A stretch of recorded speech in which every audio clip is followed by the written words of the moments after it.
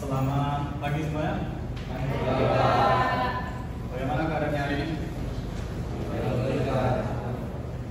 Ini sepi sekali, apa masih ada yang di perjalanan?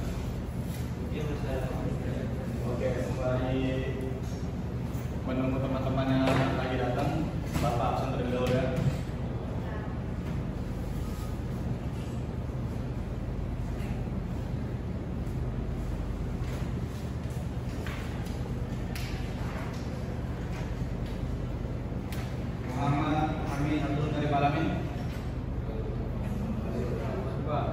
Belum masuk. Muhammad Said Fadil belum masuk juga. M Saifullah Ridallah Wal Husain Muhammad Rizki Syasha Esa Nurul belum masuk. Febrian Saputra belum masuk juga. Mana kali ini? Hendy Karnadi. Hendy ini sudah 2 pertemuan dia Mas ya. Siapa di sini yang paling dekat sama Hendy? Nopal. Nah, Nopal nanti tolong datang ke rumah Hendy. Tolong sampaikan, jangan sampai 3 kali sudah tidak masuk kelas. Nanti kalau sudah tidak masuk, nanti Bapak kirim surat peringatan ke orang tua. Kemudian itu Luan Asap, Ahmad Hafiz Adil, Surya Irawan belum datang juga. Pandu Putra Pratama, Rami Mariati, izin belum datang atau gimana? Izin lah. Oh dari kemarin teman-teman. Karina Ayu Francisca, Ahmad Baron Abu Hamka. Izin, ini yang itu lomba minggu kemarin. Pak Alfitra, Muhammad Iman Oktarika, Rizka Hayatina, Gelar Ramadan, belum ada. Di sini siapa ketua kelasnya? Tolong saya pun pimpin terlebih dahulu. Teman-teman, sebelum kita mulai pelajaran, baiknya kita membaca doa terlebih dahulu sesuai agama dan kepercayaan masing-masing. Doa mulai.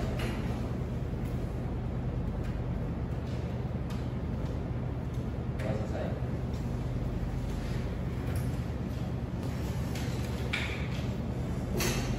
Oke, baiklah.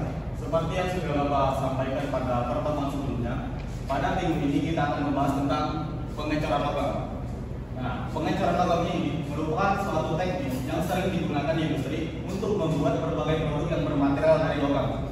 Nah, coba di sini angkat tangan, siapa di sini yang sering menggunakan atau setidaknya itu melihat produk-produk yang berbahan dari logam? Angkat tangan. Cuman tegasan di sini yang pernah menggunakan atau setidaknya itu melihat produk-produk yang bermaterial dari logam. Oh, sepertinya kalian masih belum paham ya.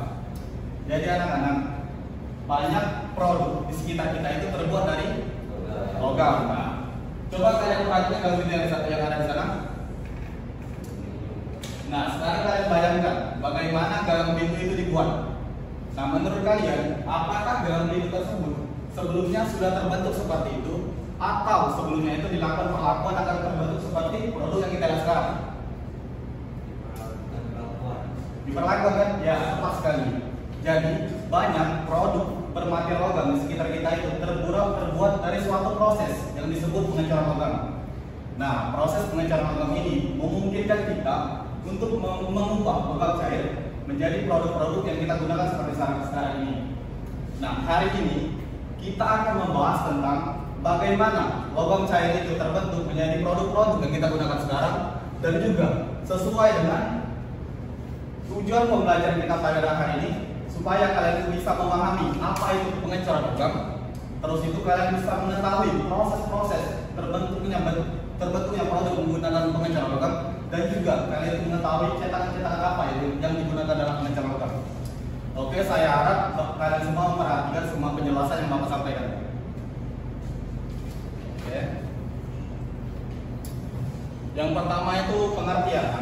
Pengecoran logam ini merupakan suatu proses melelehkan logam hingga mencapai titik lelehnya atau mencair.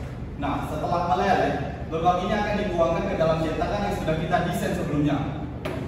Nah, setelah logam dituangkan, logam ini akan mendingin dan mengeras, sehingga menghasilkan produk akhir yang sesuai dengan desain yang kita bentuk sebelumnya. Nah, jadi pengecoran logam ini sudah sangat lama digunakan sejak zaman kuno. Contohnya itu pada zaman Romawi. Pada zaman ini, pengecoran logam itu digunakan untuk membuat berbagai senjata, dan juga pada zaman ini pengecoran logam itu digunakan untuk berbagai macam perhiasan. Dan kerennya, sampai sekarang pengecoran logam itu tetap atau terus berkembang. Contohnya itu di berbagai sektor industri. Jadi banyak industri-industri di Indonesia ini menggunakan teknik pengecoran logam untuk membuat berbagai produk yang mereka ciptakan. Salah satunya itu ada industri otomotif, terus itu industri konstruksi, dan juga industri dirgantara, dan pastinya itu industri manufaktur. Nah, pengecoran logam ini memiliki beberapa keunggulan. Yang pertama itu dapat membentuk produk dengan bentuk kompleks. Nah, di dalam proses pengerjaannya, pengecoran logam ini menggunakan cetakan. Nah, dengan menggunakan cetakan, kita di sini memungkinkan kita untuk membentuk atau membuat produk dengan bentuk yang sangat kompleks, yang sulit dicapai dengan teknik-teknik atau metode lain seperti permesinan. Kemudian itu efisiensi untuk produk massal. Nah, pengecoran logam ini sangat cocok untuk pembuatan produk dalam skala besar atau produksi massal.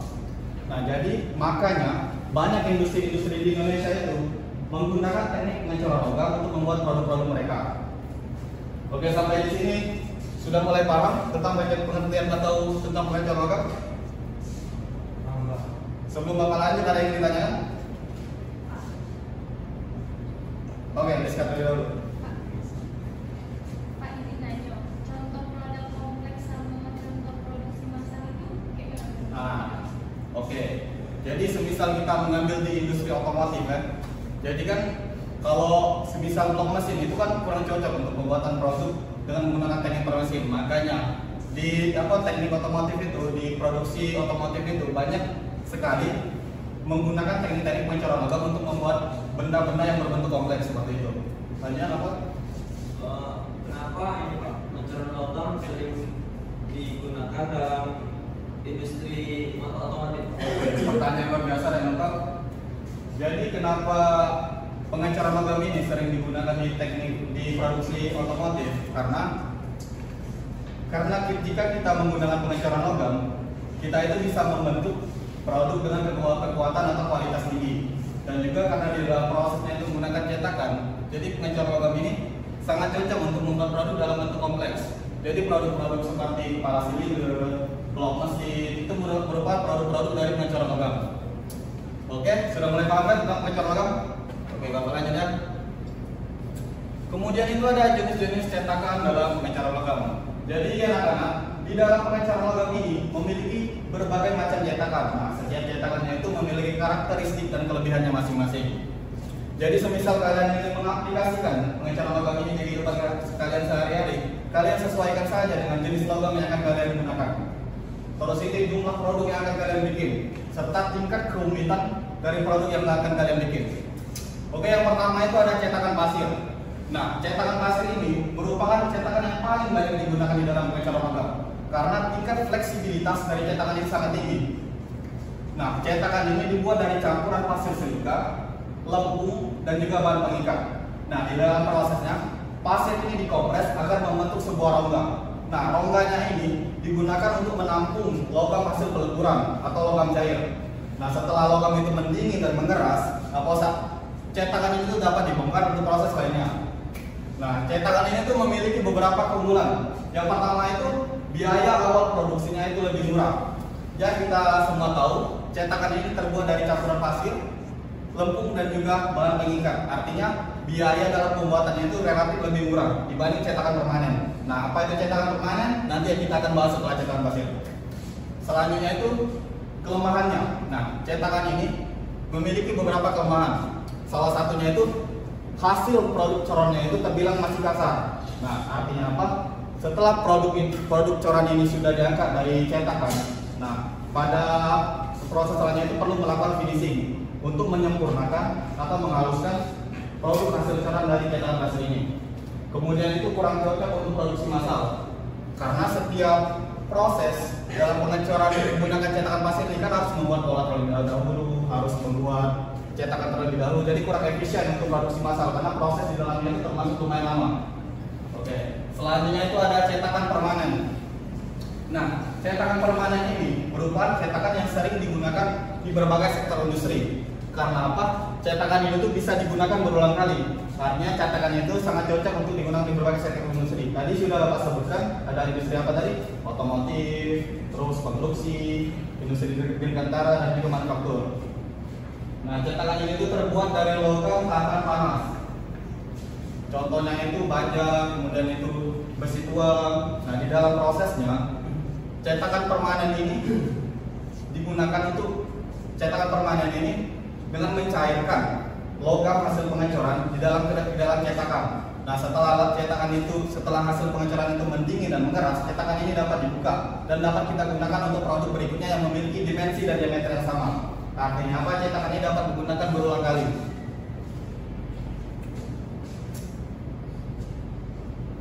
Nah, sama seperti cetakan pasir tadi, cetakan permanen ini memiliki beberapa kelebihan. Yang pertama itu produk hasil corannya itu terbilang lebih halus atau lebih rapi dibanding cetakan pasir tadi. Nah, terus yang kedua itu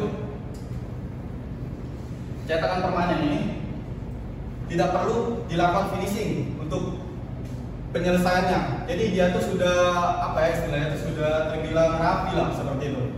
Untuk kelemahan itu yang pertama itu biaya awal produksinya itu lebih murah. Ya kita semua tahu bahan dari cetakan permanen ini terbuat dari logam tahan panas. Makanya harus memiliki biaya lebih mahal untuk membuat cetakannya. Kemudian itu kurang cocok untuk pembuatan produk yang sangat kompleks. Oke, selanjutnya itu ada cetakan lilin. Nah, cetakan lilin ini adalah cetakan yang digunakan untuk membuat produk-produk yang terbilang rumit. Cetakan ini digunakan untuk membuat produk-produk yang memiliki kehalusan yang sangat tinggi.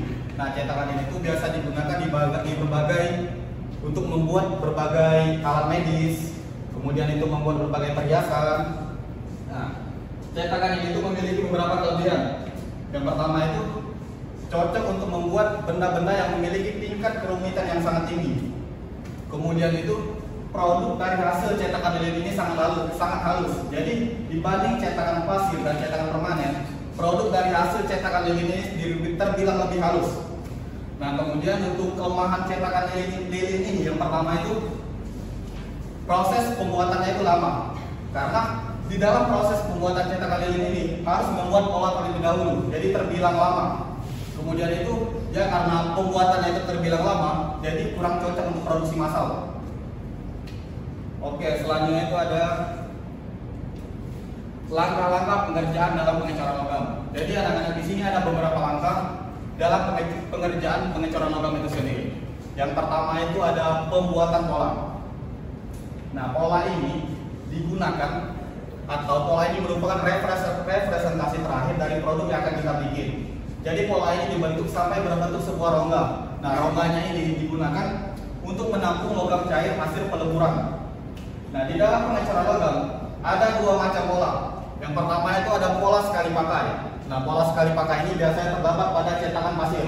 Artinya apa? Ketika benda itu jadi, pola ini akan kita hancurkan untuk mengangkat produk hasil coran tadi.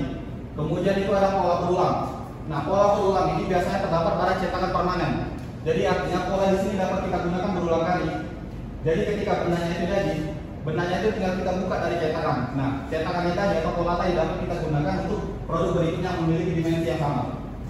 Kemudian itu ada pembuatan cetakan. Nah, jadi ketika pola tadi jadi, selanjutnya itu pembuatan cetakan. Nah, bahan dari cetakan ini harus berasal dari bahan-bahan yang memiliki tingkat tahan panas yang tinggi dan juga mampu mempertahankan detail pola yang telah kita buat tadi. Nah, tadi sudah Bapak sebutkan ada beberapa jenis cetakan dalam pengecoran logam. Yang pertama ada cetakan apa? Cetakan pasir. Kedua itu ada cetakan permanen. Nah, cetakan permanen ini biasanya terbuat dari bahan-bahan logam tahan panas. Kemudian itu ada cetakan lidi dan makrami. Oke, selanjutnya itu ada peleburan logam. Nah, proses ini melibatkan peleburan logam hingga mencapai suhu lele yang sesuai dengan jenis logam yang kita gunakan. Jadi di dalam proses ini harus dilakukan berhati-hati untuk menjaga komposisi logam yang kita gunakan. Jadi setiap jenis logam itu memiliki tingkat suhu lele yang berbeda-beda. Kita ambil contoh semisal aluminium. Di sini ada yang tahu suhu lele aluminium itu berapa? Jadi suhu lele aluminium adalah salah. Jadi suhu lele aluminium adalah sekitar 660 derajat Celcius. Oke, kita ambil contoh lagi besi. Ada yang tahu suhu lele besi berapa? 700. 3000. Jadi suhu lele dari besi itu adalah sekitar berapa? Salah, 1550 derajat Celcius. Oke, lanjut lagi. Selanjutnya itu ada penuangan logam cair. Nah, jadi ketika logam tadi sudah kita leburkan, karena logam itu sudah mencair. Nah, selanjutnya itu prosesnya adalah penuangan logam cair ke dalam cetakan. Nah, proses ini harus dilakukan secara berhati-hati dan juga cepat. Karena apa? Ada jenis-jenis material yang proses pembekuannya itu lumayan cepat. Jadi nanti belum sempat logam itu dituangkan, logam itu sudah mengeras kembali atau membeku kembali. Kemudian itu harus dilakukan secara berhati-hati. Ya, kita semua tahu logam panas itu sangat berbahaya. Jadi ketika kena tepek sedikit saja itu sudah sangat berbahaya. Kemudian itu ada pendinginan dan solidifikasi. Nah, jadi ketika logam cair tadi telah dituangkan ke dalam cetakan, nah, selanjutnya itu ada proses pendinginan dan solidifikasi berlangsung. Nah, proses ini harus dilakukan secara berkala. Karena apa? Proses pendinginan yang terlalu cepat itu dapat menyebabkan kerusakan pada diameter produk yang kita bikin. Selanjutnya itu ada proses pembongkaran cetakan. Nah, setelah dingin, logam ini akan dibongkar dari cetakan. Nah, setiap cetakan ini memiliki karakteristik pembongkarannya masing-masing. Semisal kita ambil cetakan pasir. Nah, proses pembongkaran tadi gimana? Kita hancurkan cetakan pasir untuk mengambil produk hasil coran. Kemudian itu kita ambil contoh lagi cetakan permanen. Nah, untuk cetakan permanen ini, cetakannya tinggal kita buka untuk mengambil produk hasil coran. Karena apa? Cetakan itu bisa kita gunakan untuk produk yang sama. Oke, kemudian yang terakhir itu ada finishing. Nah, proses finishing ini merupakan proses terakhir dari pengecoran logam. Tadi sudah Bapak jelaskan, ada beberapa cetakan yang perlu melakukan finishing untuk penghalusan produknya. Tadi ada cetakan apa yang perlu dilakukan finishing? Oke, Kalasa? Oke, cerdas sekali. Jadi cetakan pasir itu perlu dilakukan finishing untuk menghaluskan berbagai produknya. Untuk penghalusannya itu ya sama seperti finishing pada umumnya seperti pemotongan, terus pemolesan, pengaplasan, dan sebagainya. Oke, sampai di sini sudah mulai terbayang bagaimana proses pengecoran logam itu. Agar kalian lebih paham, Bapak ada sedikit video untuk kalian. Nah, ini merupakan teknik pengecoran logam menggunakan teknik sand casting atau cetakan pasir. Nah, ini adalah proses pembuatan pola. Tadi sudah Bapak jelaskan, pola ini merupakan representasi terakhir dari produk yang akan kita bikin. Ini adalah proses pembuatan pola. Nah, ini adalah proses pengompresan kasir untuk membentuk pola yang telah kita bikin tadi.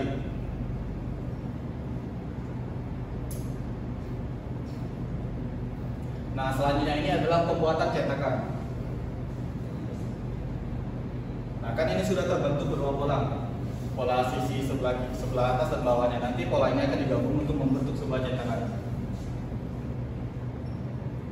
Nah, di sini cetakan dari pengecoran logamnya sudah jadi kan. Selanjutnya itu ada proses penuangan logam cair hasil peleburan.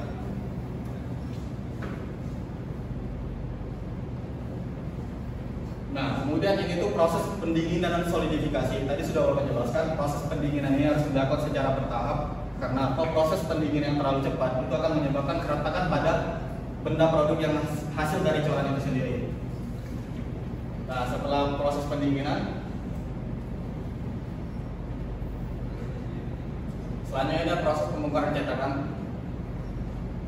Nah, selanjutnya itu ada proses finishing. Nah, untuk finishing pada produk ini itu cuma melakukan pemotongan pada kedua sisi dari benda produk yang telah kita buat.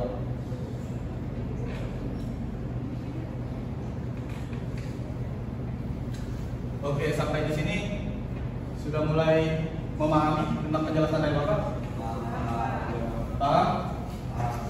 Kalau paham, Bapak ada sedikit tugas buat kalian.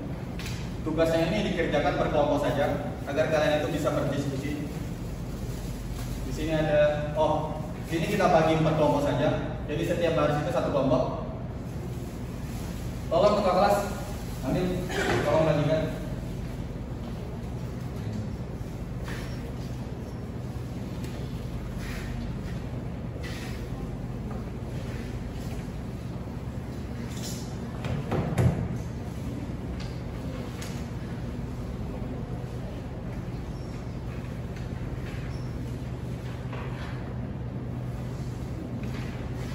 Oke, di sini ada berapa kelompok yang mendapatkan cetakan permanen? Angkat tangan. Ada 2 kelompok ya. Terus yang dapat cetakan pasir 2 kelompok. Nah, jadi tugas kalian itu kalian mencari 5 produk yang bisa dibuat oleh cetakan. Jadi siapa yang dapat cetakan permanen, kalian mencari 5 produk yang bisa dibuat menggunakan cetakan permanen. Dan juga sebaliknya, jika kalian mendapatkan cetakan pasir, jadi kalian itu mencari 5 produk yang dapat digunakan untuk membuat produk menggunakan cetakan pasir. Untuk pengerjaannya itu, karena tugasnya relatif mudah, Bapak kasih waktu sekitar 3-4 menit saja. Silakan dikerjakan.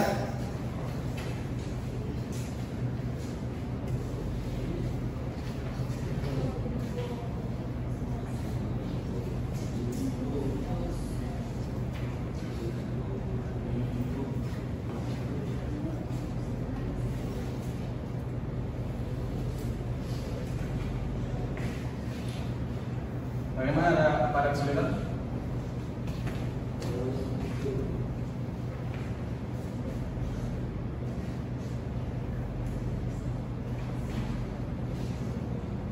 Bagaimana Pak? Ada kesulitan?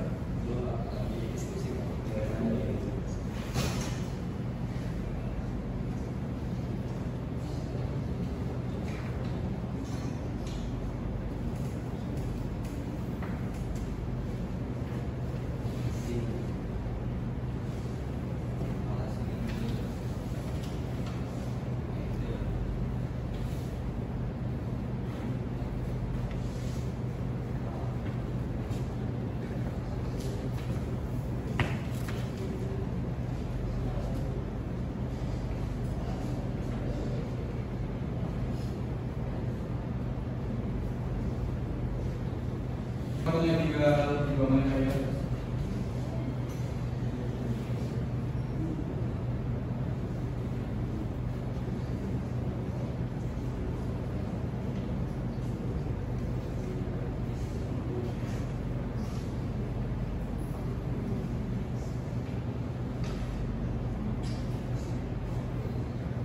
Yang sudah silakan kumpul dengan jawaban.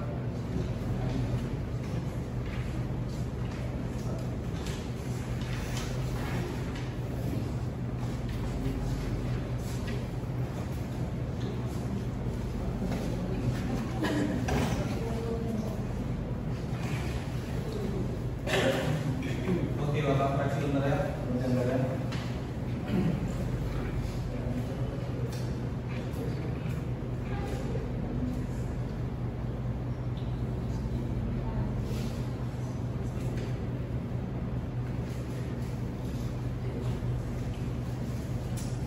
Oke anak-anak, saya lihat dari pengerjaan kalian ini, saya rasa kalian sudah mulai mengerti dan mulai memahami tentang apa itu pengenceran logam.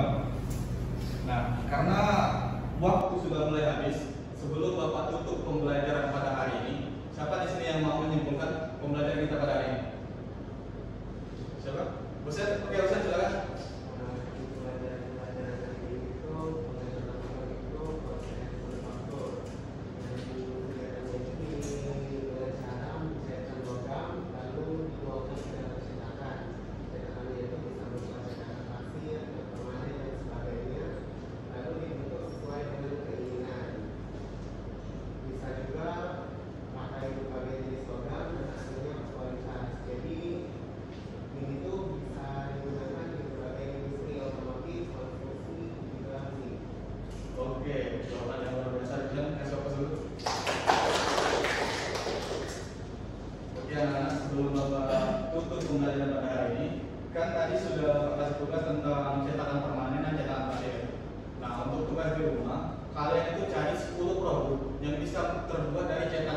lilin. Nah, untuk pengerjaan ini mandiri saja karena waktunya itu seminggu. Oke? Oke Pak. Bapak mengucapkan terima kasih atas partisipasi kalian pada hari ini. Semoga bisa bertemu pada minggu depan.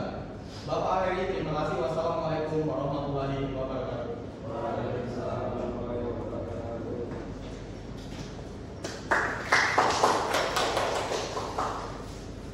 Oke, bisa.